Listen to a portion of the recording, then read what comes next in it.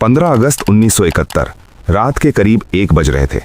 जगह थी पूर्वी पाकिस्तान, जो कि आज के बांग्लादेश का चटगांव बंदरगाह। पूरा शहर गहरी नींद में था। पाकिस्तानी सेना, जो उस समय पूर्वी पाकिस्तान पर कब्जा जमाए बैठी थी, अपने जश्न की तैयारी कर रही थी। 14 अगस्त को पाकिस्तान का स्वतंत्रता दिवस था और ठीक अगले दिन एक अजीब सी खामोशी छाई हुई थी। बंदरगाह पर बड़े बड़े मालवाहक जहाज खड़े थे। इनमें से कई जहाज अमेरिका और चीन से आए थे, जो पाकिस्तानी सेना के लिए हथियार, गोला बारूद और राशन लेकर आए थे। बंदरगाह की सुरक्षा इतनी कड़ी थी कि वहां एक परिंदा भी पर नहीं मार सकता था। सर्च लाइट्स पानी की सतह को चीर रही थीं, रडार घूम रहे थे, पहरेदार मशीन गन्स के साथ तैनात थे। तभी एक के बाद एक लगातार धमाके। पानी की सतह अचानक ऊपर उठने लगी। जो जहाज लोहे के बने थे, जिन्हें डुबाना नामुमकिन माना जाता था, वो ताश के पत्तों की तरह बिखरने लगे। MV अल अब्बास जैसा विशाल जहाज, जिसमें हजारों टन विस्फोटक भरा था, बीच से टूट गया। पाकिस्तानी सेना में हड़कंप मच गया। सायरन बजने लगे। हवाई हमला की चिल्लाने की आवाजें आने लगी। एंटी एयरक्राफ्ट गन्स ने आसमान की तरफ आग उगलना शुरू कर दिया। उन्हें लगा कि शायद भारतीय वायुसेना ने रात के अंधेरे में हमला कर दिया है, लेकिन आसमान खाली था।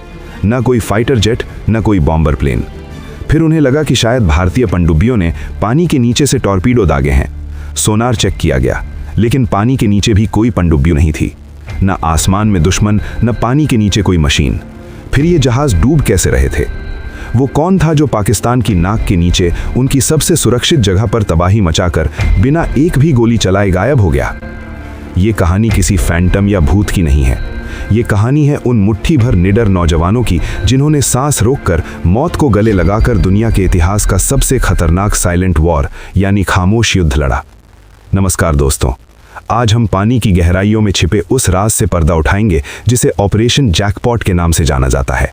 एक ऐसा मिशन जिसने 1971 की जंग का रुख ही मोड़ दिया। इस घटना की जड़ें उस रात से कुछ महीने पहले मार्च 1971 में गड़ी थीं। पाकिस्तान 2 हिस्सों में बटा हुआ था, पश्चिमी पाकिस्तान और पूर्वी पाकिस्तान। हुकूमत पश्चिम की थी, लेकिन संसाधन और जनता पूर्व की। जब पूर्वी पाकिस्तान ने अपनी आवाज उठाई, तो जवाब में उन्हें मिला ऑपरेशन सर्च लाइट। ये एक नरसंहार था। पाकिस्तानी सेना ने अपने ही लोगों पर गोलियां चलानी शुरू कर दी। ढाका यूनिवर्सिटी से लेकर गांवों तक लाशों के ढेर लग गए। जान बचाने के लिए लाखों शरणार्थी भारत की तरफ भागने लगे। भारत की प्रधानमंत्री इंदिरा गांधी और सेना प्रमुख जनरल सैम मैनेकशॉ के सामने एक बड़ी चुनौती थी। भारत सीधे तौर पर युद्ध नहीं छेड़ सकता था, क्योंकि अंतर्राष्ट्रीय दबाव बहुत ज्यादा था, लेकिन हाथ पर हाथ धरे बैठना भी मुमकिन नहीं था। शरणार्थियों का बोझ भारत की अर्थव्यवस्था को तोड़ रहा था। हमें कुछ ऐसा करना था जो दुश्मन को अंदर से खोखला कर दे, उसकी सप्लाई लाइन काट दे, क्योंकि कोई भी सेना भूखे पेट या बिना गोलियों के नहीं लड़ सकती। और पाकिस्तान की सारी सप्लाई, तेल, हथियार, राशन समुद्र के रास्ते जहाज़ों से आती थी। अगर इन जहाज़ों को रोक दिया जाए तो पाकिस्तानी सेना अपने आप घुटनों पर आ जाएगी। लेकिन सवाल ये था, ये करेगा कौन? भारतीय नेवी अभी खुले तौर पर युद्ध में नहीं उतर सकती थी। यहीं से जन्म हुआ एक ऐसे आइडिया का जो सुनने में पागलपन लगता था। नई दिल्ली के नॉर्थ ब्लॉक के बंद कमरों में एक गुप्त बैठक चल रही थी। नेवल इंटेलिजेंस के डायरेक्टर कैप्टन मिहिर रॉय और naval chief admiral SM Nanda ने एक अजीब प्रस्ताव रखा। उनका कहना था, हम अपनी नेवी के जहाज नहीं भेजेंगे, हम मुक्ति वाहिनी के उन नौजवानों का इस्तेमाल करेंगे जो भारत भाग कर आए हैं। लेकिन यहाँ एक बहुत बड़ी समस्या थी। ये नौजवान कोई सैनिक नहीं थे। ये छात्र थे, किसान थे, मछुआरे थे। इन्होंने कभी बंदूक नहीं पकड़ी थी, कभी अनुशासन नहीं देखा था। क्या इन्हें दुनिया के सबसे खतरनाक नेवल मिशन के लिए तैयार किया जा सकता था?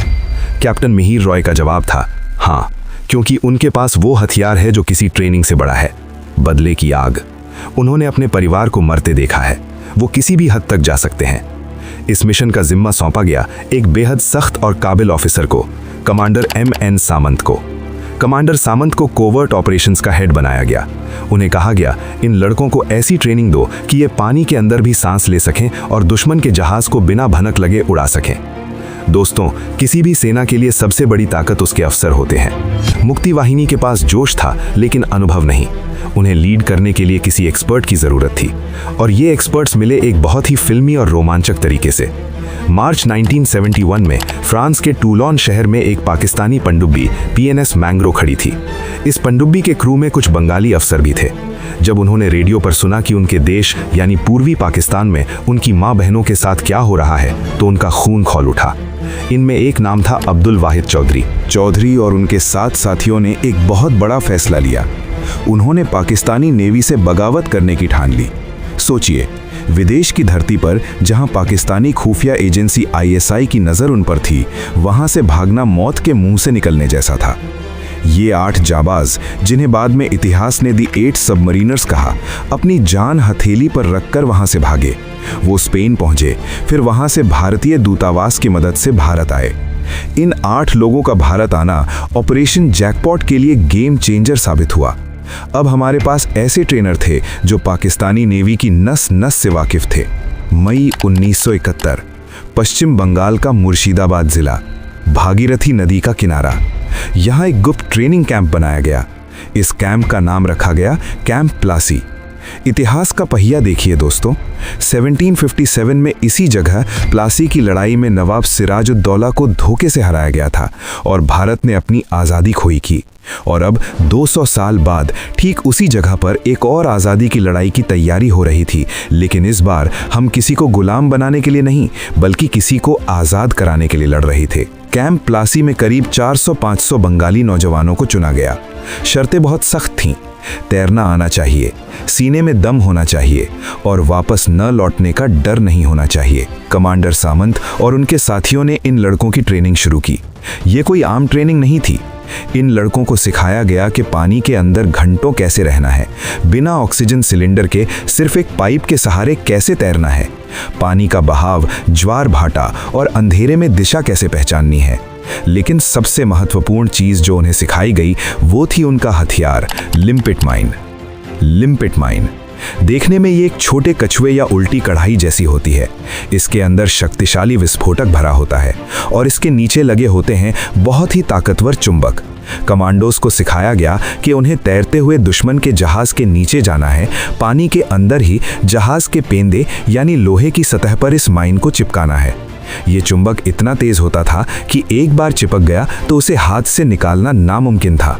लेकिन खतरा इसमें नहीं था, खतरा था इसकी टाइमिंग में। माइन लगाने के बाद कमांडो को वहां एक सेफ्टी पिन खींचनी होती थी। पिन खींचते ही एक केमिकल रिएक्शन शुरू हो जाता था जो डेटोनेटर को एक्टिवेट करता था। लेकिन ये रिएक्शन पानी के तापमान पर निर्भर करता था। कभी कभी ये 30 मिनट में फट सकता था, कभी 2 घंटे में। सोचिए, आप पानी के नीचे हैं, आपके हाथ में एक बम है, आप उसे जहाज पर चिपका रहे हैं और आपको पता है कि अगर थोड़ी सी भी गलती हुई या टाइमर जल्दी चल गया तो आपके शरीर के चीथड़े उड़ जाएंगे और पानी का रंग लाल हो जाएगा। ये सुसाइड मिशन से कम नहीं था। अगस्त का महीना आ गया। मानसून अपने पूरे जोर पर था, नदियां उफान पर थीं। ट्रेनिंग पूरी हो चुकी थी, अब इम्तिहान की घड़ी थी। इन 400 कमांडोज को छोटे छोटे ग्रुप्स में बांटा गया और बॉर्डर पार करवाकर पूर्वी पाकिस्तान के अलग अलग ठिकानों पर भेज दिया गया। उनके निशाने 4 प्रमुख बंदरगाह थे। चटगांव बंदरगाह सबसे बड़ा और अहम, मोंगला, चांदपुर और नारायणगंज। ये कमांडोज अपने टारगेट के पास पहुंचकर छिप गए। वो लोकल मछुआरों के भेष में थे। दिन में वो झाड़ियों में टूटी नावों में छिपे रहते और रात को रेकी करते। उन्हें इंतजार था एक सिग्नल का। ये सिग्नल उन्हें कैसे मिलता? मोबाइल फोन थे नहीं, वॉकी टॉकी पकड़े जाने का डर था। तो भारतीय नेवी ने संचार का एक अनोखा तरीका निकाला, ऑल इंडिया रेडियो। तय ये हुआ कि आकाशवाणी के कोलकाता स्टेशन से एक खास गाना बजाया जाएगा। ये गाना पूरी दुनिया के लिए सिर्फ मनोरंजन था, लेकिन उन छिपे हुए कमांडोज के लिए ये मौत का फरमान था।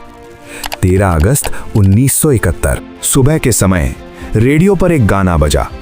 ये मशहूर गायक पंकज मलिक का गाना था। गाने के बोल थे, आमार पुतुल आज के प्रथम जाबे শ্বশুর বাড়ি, मतलब मेरी गुड़िया आज पहली बार अपने ससुराल जाएगी। आम आदमी के लिए ये एक मासूम गाना था, लेकिन कमांडोज के लिए इसका मतलब था स्टैंड बाय, 24 घंटे के अंदर हमला करना है, तैयार हो जाओ। कमांडोज ने अपनी माइंस चेक की, अपने फिन्स और चाकू तैयार किए, आखिरी बार अपने साथियों को गले लगाया। अगले दिन 14 अगस्त पाकिस्तान अपना स्वतंत्रता दिवस मना रहा था। ठीक उसी समय रेडियो पर दूसरा गाना बजा, आमी तोमाए जौतो शुनिए छिलेम गान, मतलब मैंने तुम्हें जितने भी गीत सुनाए। इसका मतलब था अटैक, आज रात ही हमला करना है। ये 14 और 15 अगस्त की दरमियानी रात थी। नियति का खेल देखिए, जिस दिन भारत 1947 में आज़ाद हुआ था, उसी तारीख को 1971 में बांग्लादेश की आज़ादी की नींव रखी जा रही थी। रात घनी थी, आसमान में बादल छाए हुए थे, जिससे चांद की रोशनी भी गायब थी। चटगांव बंदरगाह पर पानी एकदम काला और शांत था। कमांडो लीडर AW चौधरी ने अपनी घड़ी देखी, आधी रात हो चुकी थी। उन्होंने और उनके साथियों ने अपने शरीर पर तेल और ग्रीस लगाया। क्यों? ताकि पानी की ठंड से बच सकें और अगर कोई पकड़ने की कोशिश करे तो हाथ से फिसल जाएं। उन्होंने अपने पैरों में रबर के फिन्स पहने, कमर पर गमछा बांधा जिसमें खंजर और सूखा खाना था, और सीने से बांधी वो मौत की मशीन, लिम्पेट माइन। पानी में उतरते ही एक अजीब सा सन्नाटा छा गया।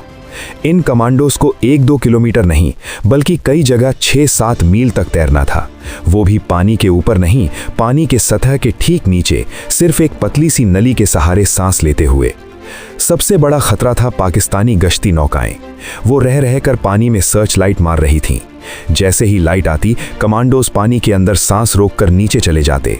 अगर एक बुलबुला भी ऊपर आता तो ऊपर से गोलियों की बौछार हो सकती थी। उनके दिल की धड़कनें कानों में गूंज रही थीं।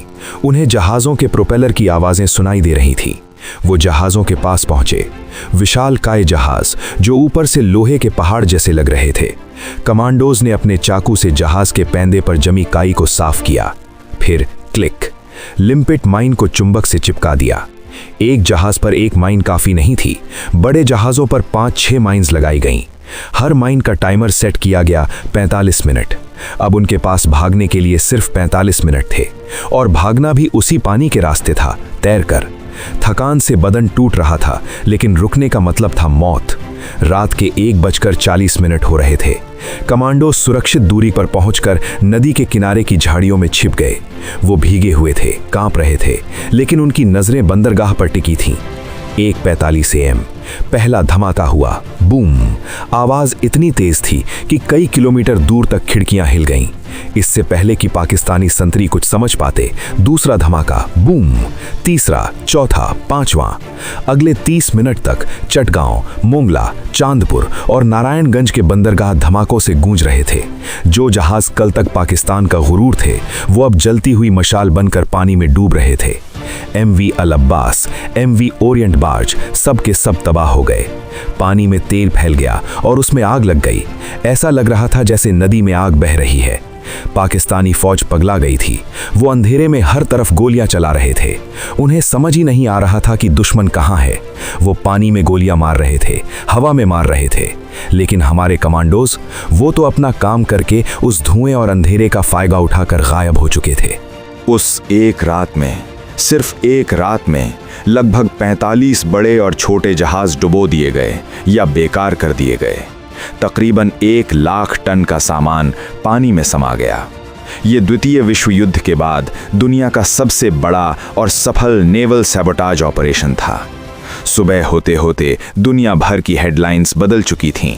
BBC, वॉइस ऑफ अमेरिका, सब जगह यही खबर थी कि पूर्वी पाकिस्तान के बंदरगाह तबाह, बंगाली बागियों का घातक हमला।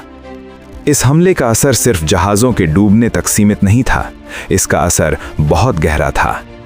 सप्लाई लाइन का खात्मा। पाकिस्तान अब अपने सैनिकों को रसद और हथियार नहीं भेज पा रहा था। चटगांव बंदरगाह इतना जाम हो गया कि वहां कोई नया जहाज आ ही नहीं सकता था। मनोवैज्ञानिक हार। पाकिस्तानी सेना, जो खुद को अजेय समझती थी, डर गई। उन्हें लगने लगा कि मुक्ति वाहिनी कहीं भी हो सकती है, पानी में, जमीन पर, हवा में। उनका मनोबल टूट गया। दुनिया को पता चल गया कि ये सिर्फ कुछ दंगाइयों का काम नहीं है, बल्कि एक संगठित युद्ध है। इस ऑपरेशन ने यह साबित कर दिया कि साधारण लोग अगर ठान लें तो दुनिया की किसी भी ताकतवर फौज को धूल चटा सकते हैं। दिसंबर 1971 में जब असली युद्ध शुरू हुआ तो पाकिस्तानी सेना पहले से ही हताश और कमजोर हो चुकी थी। ऑपरेशन जैकपॉट ने उनकी रीढ़ की हड्डी पहले ही तोड़ दी थी। 16 दिसंबर 1971 को जब जनरल नियाजी ने 93,000 सैनिकों के साथ सरेंडर किया तो उस जीत की नींव उन गोताखोरों ने ही रखी थी। आज बांग्लादेश की नेवी का जन्म इन्हीं वीरों से माना जाता है। लेकिन दुख की बात यह है कि इतिहास की किताबों में अक्सर बड़े जनरलों और नेताओं का नाम होता है, वो लड़के जिन्होंने अपने शरीर पर ग्रीस पोता था, जिन्होंने मौत के अंधेरे पानी में छलांग लगाई थी, उनमें से कितनों के नाम हम जानते हैं? Captain M N. Samant, captain Mihir Roy और वो 8 बागी सबमरीनर्स और वो 500 से ज़्यादा अज्ञात नायक, ये वो लोग थे जिन्होंने बिना वर्दी के, बिना मेडल की चाह के एक देश का नक्शा बदल दिया। इसे कहते हैं द साइलेंट वॉर, एक ऐसी जंग जहां शोर सिर्फ धमाकों का था लेकिन वीरता खामोश थी। आपको क्या लगता है दोस्तों, क्या इतिहास में ऐसे और भी साइलेंट ऑपरेशंस हैं जिनके बारे में हमें नहीं पता? और अगर आप उस रात उन कमांडोज की जगह होते तो क्या आप इतना बड़ा जोखिम उठा पाते? अपने जवाब और राय नीचे कमेंट्स में ज़रूर लिखें। अगर आपको ये अनकही कहानी पसंद आई तो इस वीडियो को लाइक करें और अपने दोस्तों के साथ शेयर करें। और हाँ, ऐसी ही रोंगटे खड़े कर देने वाली सच्ची कहानियों के लिए हमारे चैनल को सब्सक्राइब करना न भूलें। मैं हूँ डॉको हिडन और मैं मिलूंगा आपसे अगले वीडियो में एक और रहस्य, एक और सच के साथ। तब तक के लिए जय हिंद, जय भारत।